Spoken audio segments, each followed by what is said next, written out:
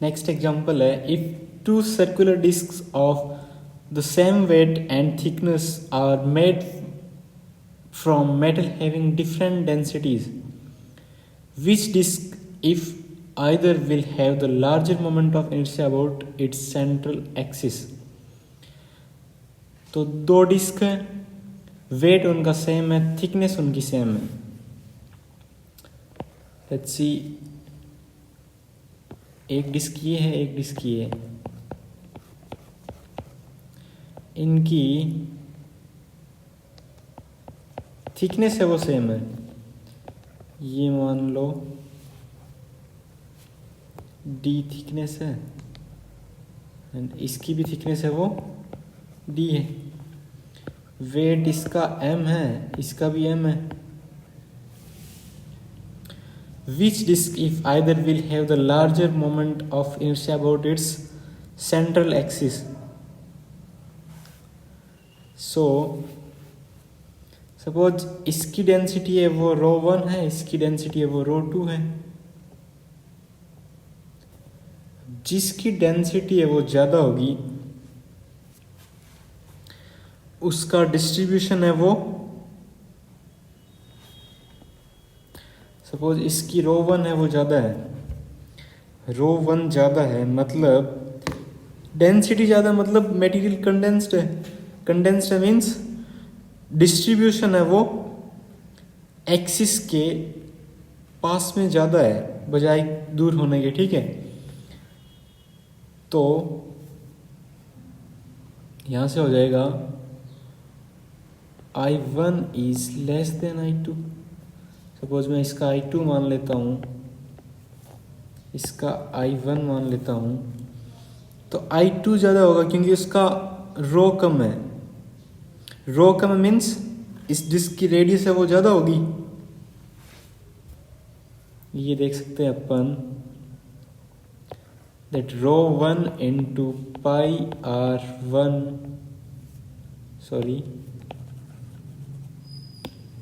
ρ1 into pi r1 square into thickness d is equal to ρ2 into pi r2 square into d। So ρ1 upon ρ2 is equal to r2 square upon r1 square. So इसका moment, अगर मैं इसके axis के perpendicular में moment of inertia देखूं, है ना, disc है, उसका प्लेन है, उसके प्लेन के परपेंडिकुलर एंड सेंटर ऑफ मास से जाने वाली एक्सिस के अलोंग मोमेंट ऑफ इनर्शिया अगर I1 है और इसका I2 है, तो I1 is equal to m into R1 square, I2 is equal to m into R2 square, then I1 upon I2 is equal to R1 square upon R2 square is equal to ρ2 upon ρ1। So जिसकी density है वो ज़्यादा होगी उसका moment of inertia कम होगा।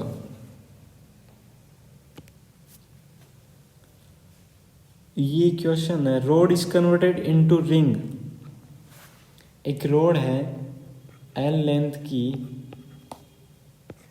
वो है एक L पेरीफ्री की,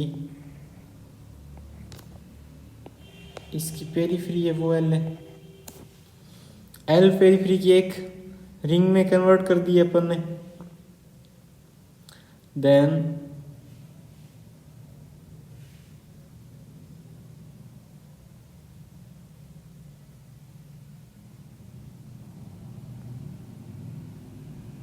समझ में आ रहा आपको?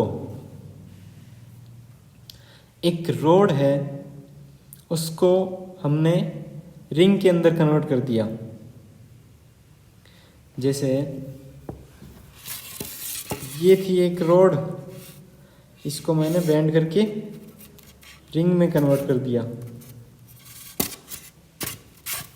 सो I1 I1 is axis which is passing perpendicular to the length of rod and from center of mass, passing from center of mass. So I1 is equal to ml square by 12 and I2 मास इसका भी m ही होगा.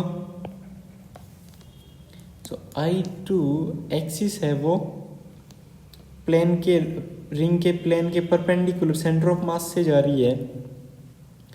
तो I2 is equal to m into R हो जाएगा. देखो 2 pi R is equal to हो जाएगा l.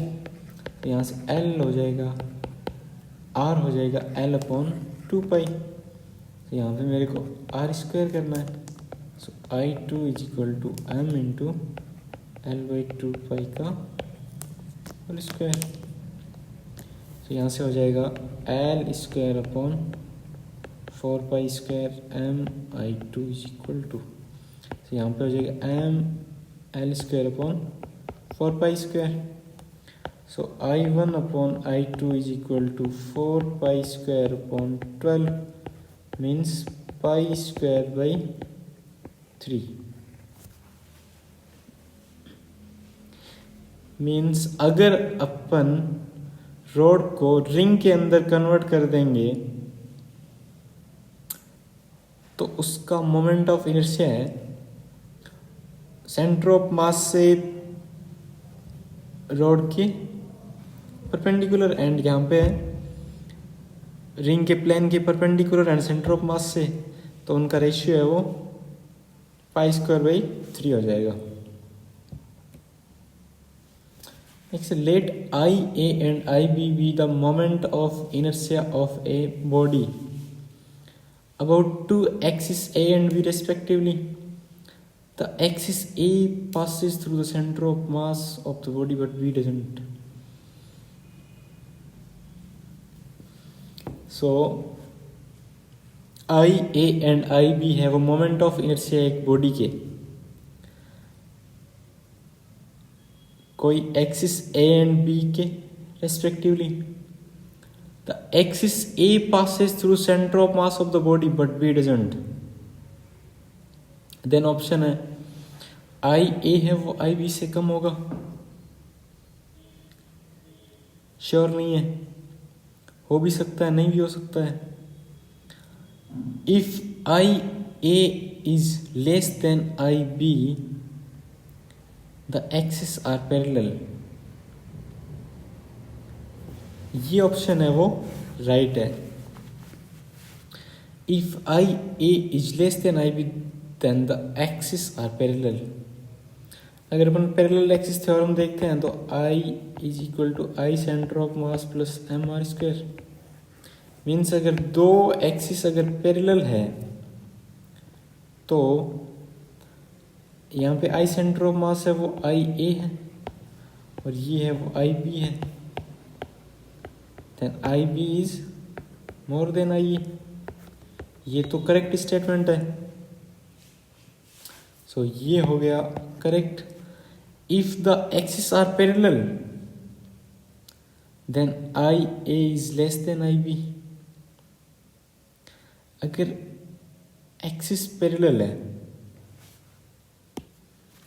And option fourth है if the axis are not parallel IA is more than IB और equal to IB. तो ये भी रॉन्ग हो गया, ये भी रॉन्ग हो गया, ये भी रॉन्ग हो गया.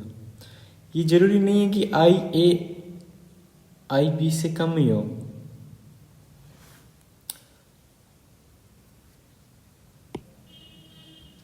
लेट्स सपोज ये एक रोड है, ये एक्सिस है वो सेंटर ऑफ मास से जा रही है. एम एल स्क्वायर बाई 12 हो जाएगा.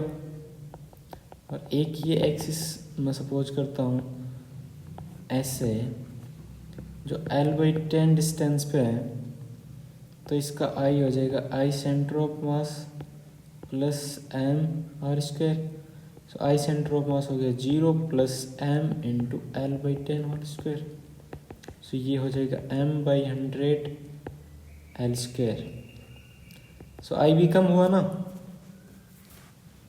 सो ये जरूरी नहीं है कि आई ए है वो आई बी से कम ही हो, ये सही है। If I A is less than I B then the axis are parallel. Next statement, moment of inertia of a rigid body about any axis passing through its center of mass of body is minimum। सो ये statement है वो false है। क्यों है false? Suppose ये एक disc है, इसके सेंटर ऑफ मास से डायमीटर के लॉन्ग पास होती है, उस एक्सिस पे होता है M R square by 4, M इसका मास आर इसकी रेडियस है। इसके प्लेन के परपेंडिकुलर जो एक्सिस पास होती है सेंटर ऑफ मास से, उस पे होता है एम आर स्क्वायर बाई 2।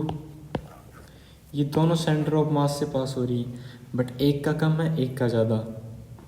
सो ये जरूरी नहीं है कि कोई भी एक्सिस अगर सेंटर ऑफ मास से पास हो रही है तो उसका मोमेंट ऑफ इनर्शिया मिनिमम होगा। ये फॉल्स हो गया। एक एग्जांपल ये भी देख सकते हो कि ये रोड है, जो लास्ट एग्जांपल के अंदर मैंने बताया था। ये रोड है, इसकी लेंथ के परपेंडिकुलर एक एक्सिस सेंटर ऑफ मास से जा रही है, उसके अलॉन्ग होता है M L square by 12। And suppose इसके पास में एक एल बाई 10 डिस्टेंस पे है, तो वो हो जाएगा वहाँ उस एक्सिस से हो जाएगा एम एल स्क्वायर बाई 100। सो ये मिनिमम है, ये नहीं है। तो सेंटर ऑफ मास से कोई भी एक्सिस पास हो रही है तो उसका centre moment of inertia minimum हो, ये जरूरी नहीं है। इस स्टेटमेंट को ट्रू करने के लिए इसके अंदर आपको क्या चेंज करना पड़ेगा वो देखते हैं। Moment of inertia of a rigid body about any axis passing any two axis and in these two axes one axis is passing through center of mass and other is parallel to that axis, then the center of mass से जो axis जाएगी वहाँ से minimum होगा, उसके parallel में जो axis जा रही है उसके कंपेयर में। बट ये स्टेटमेंट है ये रॉन्ग है। नेक्स्ट एग्जांपल है square plate of uniform mass distribution. ये एक स्क्वायर प्लेट है, यूनिफॉर्मली मास इसके अंदर डिस्ट्रीब्यूटेड है। दो एक्सिस है A dash and B dash. So इसने कहा है कि I A dash is equal to I naught, then I B dash is equal to I B dash is also equal to I naught. Why? Perpendicular axis theorem से हमने देखा था कि एक स्क्वायर है, उसके सेंटर ऑफ मास से या कोई भी पॉइंट से जहाँ से दो एक्सिस पास हो रही है वो एक दूसरे के परपेंडिकुलर है एंड प्लेन के अंदर है, स्क्वायर के प्लेन के अंदर है। देन जो उस प्लेन के परपेंडिकुलर इन दोनों एक्सिस को इंटरसेक्ट, ये जहाँ पे इंटरसेक्ट करती है उस पॉइंट से जाने वाली एक्सिस के अलॉन्ग मोमेंट ऑफ इनर्शिया, इसको मैं जेड बोल देता हूँ, इसको एक्स बोल देता हूँ, इसको वाई बोल देता हूँ। I Z is equal to I X plus I Y. और अगर मैं ऐसे एज्यूम करूँ एक एक्सिस ये, एक इसके परपेंडिकुलर ये, देन इसको इंटरसेक्ट करने वाली यहाँ से इसके परपेंडिकुलर जो एक्सिस जाएगी उसके अलॉन्ग भी मैं इसको बोल देता हूँ आई ए, इसको बोल देता हूँ आई बी एंड इसको बोल देता हूँ I C. Then I C is equal to I A plus I B and I A is equal to I B, I X is equal to I Y. So from this IA dash is equal to IBB dash. Next example, let I1 and IB be the moment of inertia of uniform square plate about axis shown in figure. Then the ratio I1 ratio I2 is, तो uniform square plate है, I1 है वो हो जाएगा ME square by 12। Because अगर मैं बात करूं एक इसके परपेंडिकुलर एक्सिस सपोज करता हूं मैं I1 के, देन हमें पता है कि ये जो इसके प्लेन के परपेंडिकुलर सेंटर ऑफ मास से जाती है वहाँ से मोमेंट ऑफ इनर्शिया होता है उस एक्सिस के अलोंग, वो होता है m² बाई 6। देन उसको मैं IZ बोल देता हूँ, देन IX प्लस IY इसको बोल दिया मैंने IX, इसको बोल दिया मैंने IY, और ये is equal to IZ and IX is equal to IY because of symmetry. So I1 है वो I1 और IX ये इसके डिवाइड में 2 है वो हो जाएगा। सो ये हो गया I1 अपने को पता है, अब I2 है वो इसके पैरेलल में एक एक्सिस है। अगर मैं इसको मैं A मानूं इस डिस्टेंस को, तो इन दोनों के बीच की दूरी है, इन दोनों एक्सिस के बीच की दूरी वो हो जाएगी A/√2। So I2 is equal to I1 which is axis passing through centre of mass ICM हो गया प्लस M इंटू A/√2 का स्क्वायर। सो ये हो गया m²/2, 12 है वो LCM आ गया MA² प्लस 6MA²। सो ये हो गया I2 इज इक्वल टू हो गया 7MA² by 12। So I1 ratio I2 is equal to 1/7।